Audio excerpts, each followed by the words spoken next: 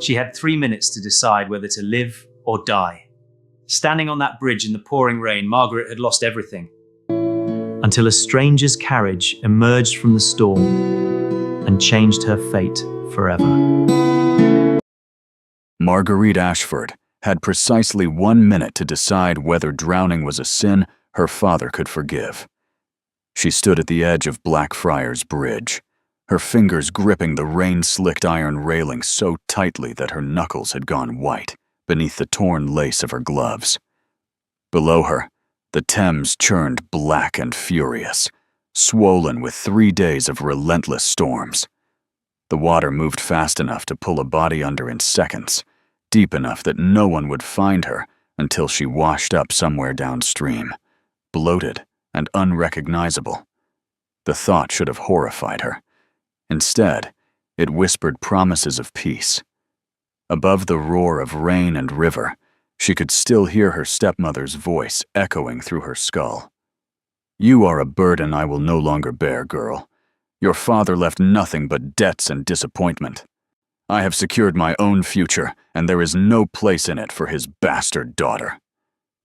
Marguerite had tried to explain that she was not a bastard, that her mother and father had been properly married in the church at Hartwell, that the parish records could prove it.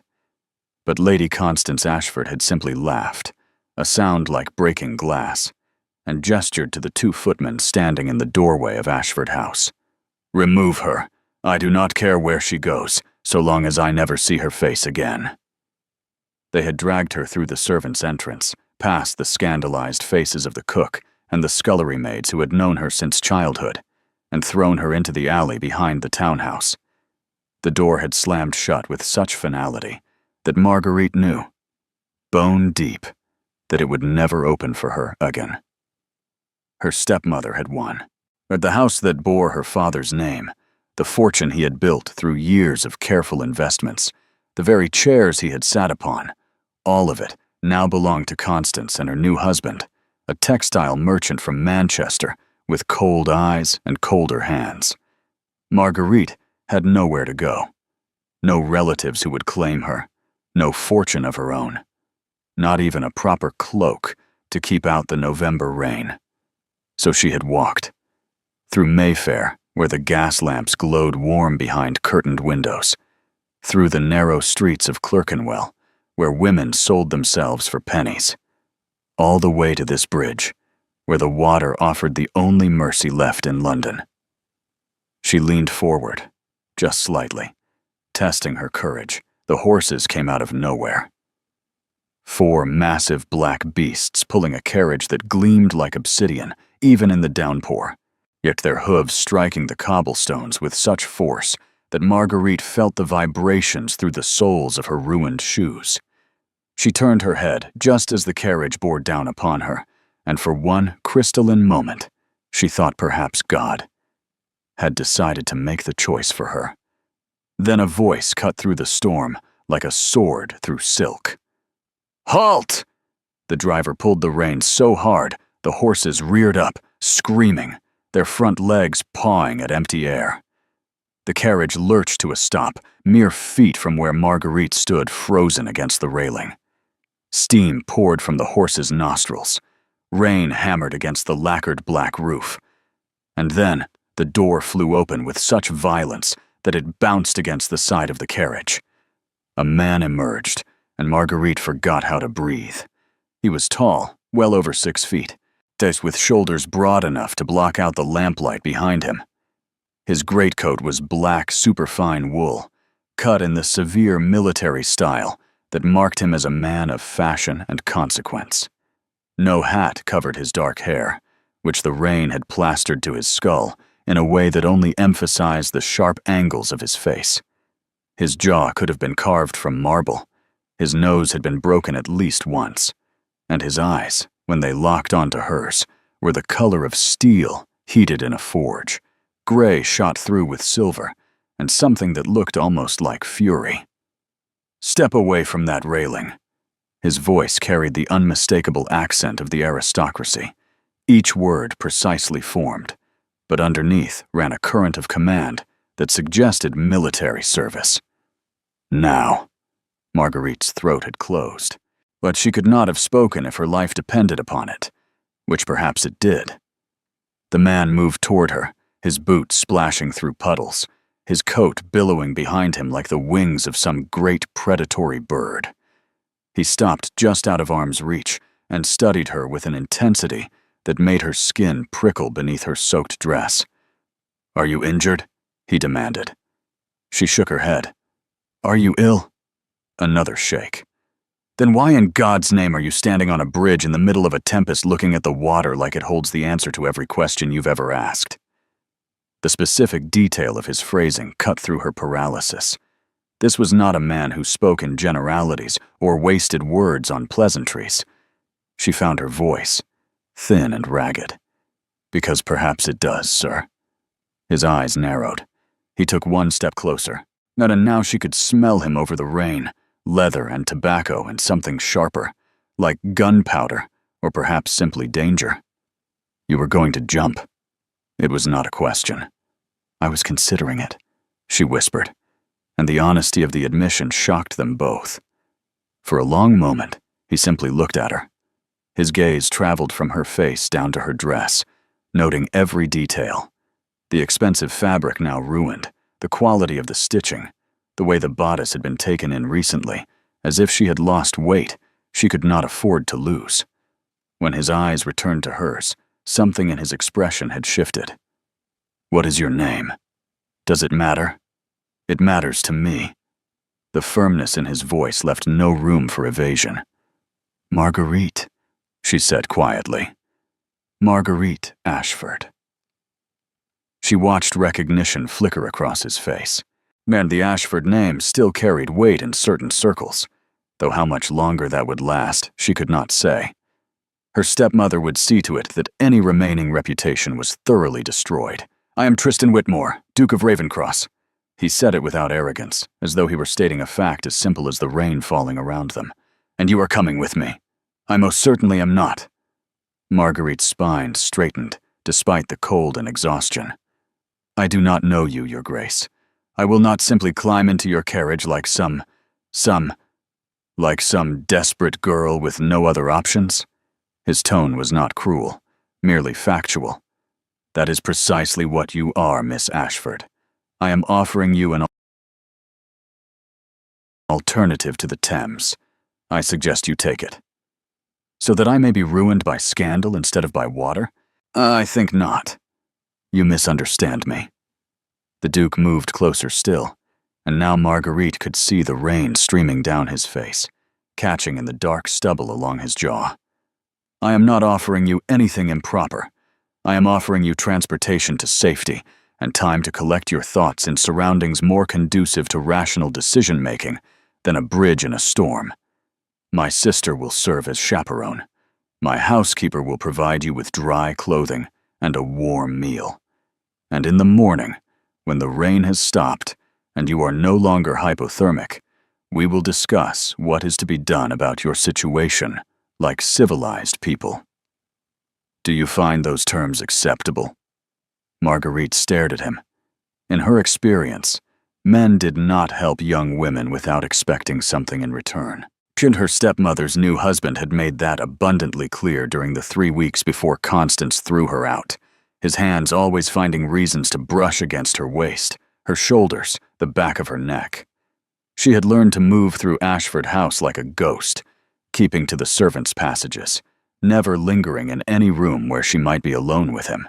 But this man, this Duke, looked at her as though she were a problem requiring a logical solution rather than a piece of property to be claimed or discarded according to convenience. Why? The question escaped before she could stop it. "Why would you help me?" Something flickered in his eyes, something dark and painful that was gone before she could name it. "Because 2 years ago, I did not help someone who needed it, and she died. I will not make that mistake twice." The raw honesty of the statement hit Marguerite like a physical blow. She looked at the Duke of Ravencross, at this stranger with rain streaming down his aristocratic face and haunted shadows in his eyes, and made a choice that would alter the course of her entire life. "Very well, Your Grace. I accept your offer." He nodded once, sharp and decisive, and then did something that shocked her to her core. He removed his greatcoat and draped it over her shoulders. The garment was enormous on her, still warm from his body, smelling of him, and the rain, and something indefinably masculine. Then, before she could protest, he swept her up into his arms, as though she weighed nothing at all. "Your Grace," she gasped. "This is most improper. I can walk. You must not." "You are barefoot," he interrupted, already striding toward the carriage. "I observed it when you turned. Your shoes are gone. The cobblestones will shred your feet before you make it 10 paces.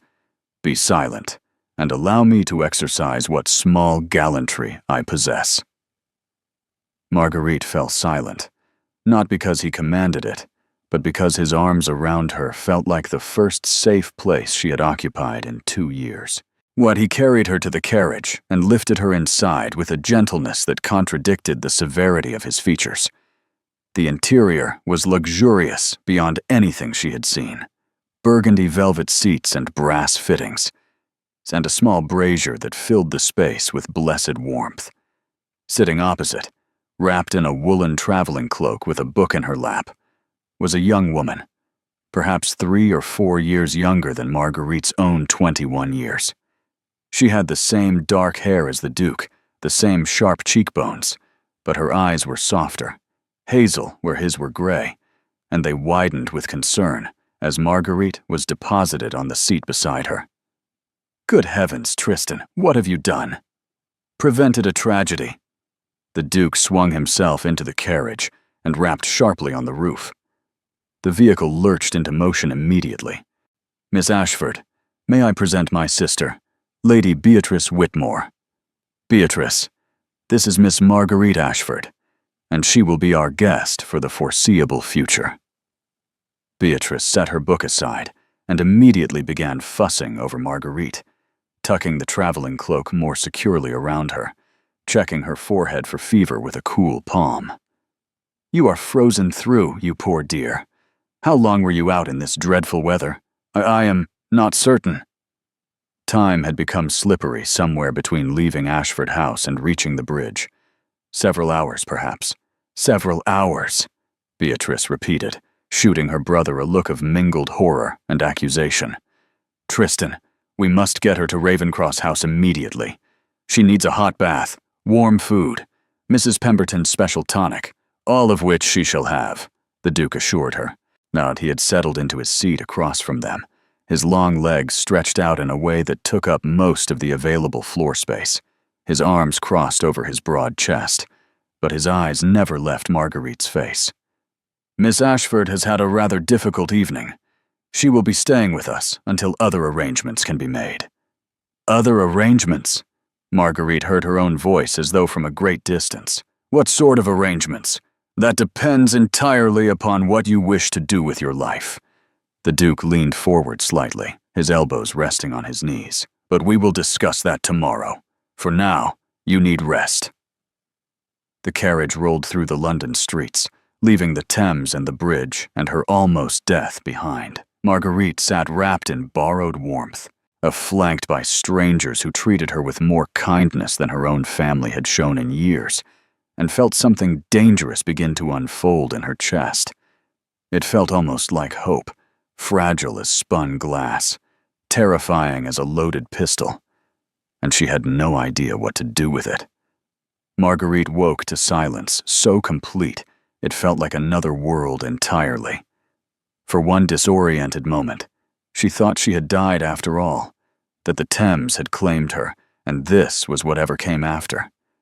But then she felt the softness of linen sheets against her skin, smelled the faint lavender sachets tucked beneath the pillows, and realized she was simply in a bed more luxurious than any she had slept in since her father's death. Ravencross House. She was at Ravencross House. Pale morning light filtered through heavy velvet curtains, the color of sapphires. But the room itself was enormous, larger than her entire quarters had been at Ashford House during those final miserable months. A fire crackled in the marble hearth. Her ruined dress had vanished, replaced by a nightgown of softest cambric that certainly belonged to Lady Beatrice. A knock sounded at the door, followed by the entrance of a woman in her middle years with kind eyes and the bearing of someone accustomed to managing large households. "Good morning, Miss Ashford. I am Mrs. Pemberton, the housekeeper. Her ladyship asked me to see to your needs." "I should not be here," Marguerite said quietly. "This is entirely inappropriate. My reputation—" "Your reputation is quite safe, I assure you." Mrs. Pemberton moved to the wardrobe and withdrew a day dress of deep blue merino wool. "Lady Beatrice has been telling everyone that you are her dear friend from finishing school, come to stay whilst your aunt recovers from an illness in Bath. His Grace has been most particular about ensuring all proprieties are observed." The dress fit perfectly, which should not have surprised her. The Duke of Ravencross seemed like a man who attended to details others might overlook. After Mrs. Pemberton helped her with her hair, arranging it in a simple style appropriate for mourning, Marguerite was escorted downstairs to a breakfast room that overlooked gardens still green despite the late season. The Duke stood at the window, dressed in riding clothes, a cup of coffee in his hand. He turned when she entered, and Marguerite saw him truly for the first time in daylight. He was perhaps 30 years old, yet with the weathered look of a man who had seen war. A thin scar ran along his left temple, barely visible unless you knew to look for it. "Miss Ashford, I trust you slept well." "Better than I have in 2 years, Your Grace." The honesty escaped before she could dress it in polite lies. Something flickered in his expression. "Good. Please, sit. We have matters to discuss." Beatrice arrived moments later, full of cheerful energy, and insisted Marguerite eat a proper breakfast while she chattered about the season and various social obligations. But Marguerite could feel the Duke's gaze on her, patient but intent, waiting. Finally, when the plates were cleared and Beatrice had been gently dismissed to her music practice, the Duke set down his coffee cup and looked at Marguerite directly. "I have made inquiries," he said without preamble. "Your stepmother has already begun spreading rumors that you ran away with a tradesman, that your character was always questionable, that your father spoiled you beyond redemption.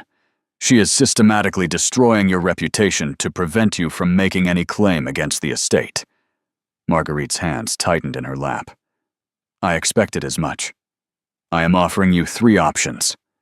The Duke rose and began to pace, his movements controlled, but restless. "First, I can arrange for you to live with my aunt, the Dowager Countess of Marchmont, in Derbyshire. She is elderly, kind, and perpetually in need of a companion. You would have safety, security, and distance from London's gossip." "And the second option? I can provide you with funds to establish yourself abroad, France, perhaps, or Italy. You could begin again where no one knows the Ashford name." Marguerite's throat tightened. Both options meant exile, different forms of the same abandonment. "And the third?" The Duke stopped pacing. He turned to face her fully, and the intensity in his gray eyes made her breath catch. "You could marry me." The room tilted. "I beg your pardon? I am in need of a wife. The estate requires an heir, and I have delayed the matter long enough. You are gently born, educated, and currently without protection or prospects. A marriage between us would solve both our difficulties." His tone was businesslike, and as though he were proposing a transaction rather than a lifetime bond. "It would be a practical arrangement. I would expect you to manage the household, act as hostess when required, and in time, provide children. In return, you would have my name, my protection, and financial security for the remainder of your life." "You are offering me a marriage of convenience." Marguerite's voice sounded distant to her own ears. "To a man I met less than 12 hours ago. I am offering you a choice." He moved closer, and she saw something almost vulnerable flicker across his features. You asked me last night why I helped you.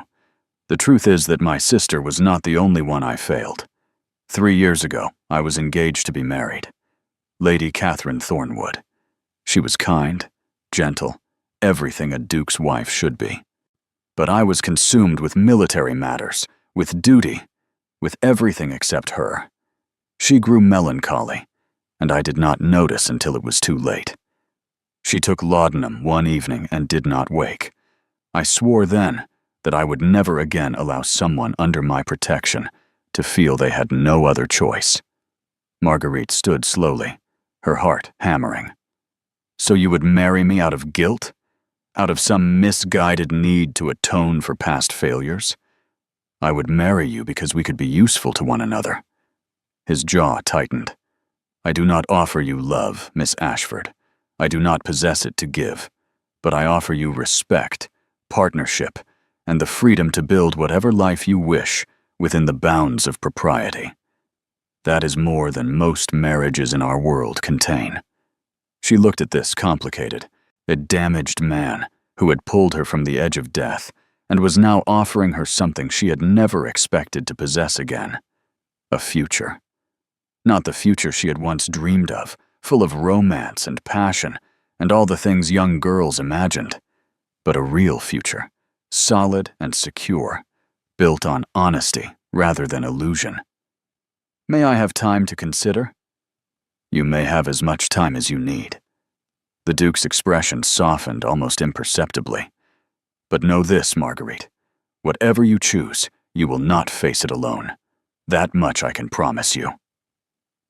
And standing in that sun-filled breakfast room, with the man who had saved her life watching her with patient, storm-gray eyes, Marguerite Ashford began to believe that perhaps drowning was not the only way to be reborn.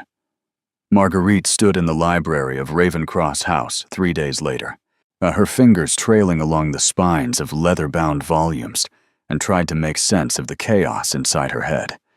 She had been given time to think, and she had used it. Walking the gardens with Beatrice, who chattered endlessly about her brother's virtues while pretending not to notice Marguerite's silence.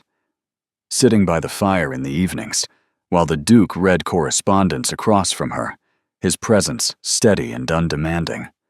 Learning the rhythms of a house that felt more like home after 72 hours than Ashford House had felt in 2 years. The Duke had been true to his word. He made no demands, applied no pressure.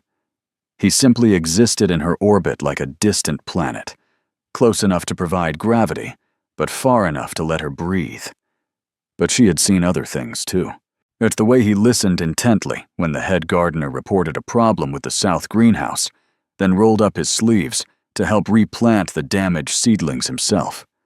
The way he sat with Beatrice for an hour each morning, reviewing her correspondence and gently advising her on which invitations to accept. The way he had quietly arranged for a pension to be sent to the family of a former soldier who had served under his command and lost a leg at Waterloo. This was not a man performing duty. This was a man who cared deeply, but had learned to hide it beneath layers of control and formality. The library door opened, and she knew without turning that it was him. She had learned to recognize his footsteps, measured and purposeful. "You have been avoiding me," the Duke said quietly. "I have been thinking," Marguerite corrected, finally turning to face him. He stood in the doorway, still in his riding clothes, his dark hair windswept. "Your Grace, I need to understand something before I give you my answer. Ask." "Why me?" The question burst from her like water through a cracked dam. "You are a duke. You could have your pick of eligible ladies, girls with dowries and connections and unblemished reputations. Why would you tie yourself to someone society will view as damaged goods?" He was quiet for a long moment, his gray eyes searching her face. Then he stepped into the library and closed the door behind him. Propriety be damned. "Because you understand loss," he said simply.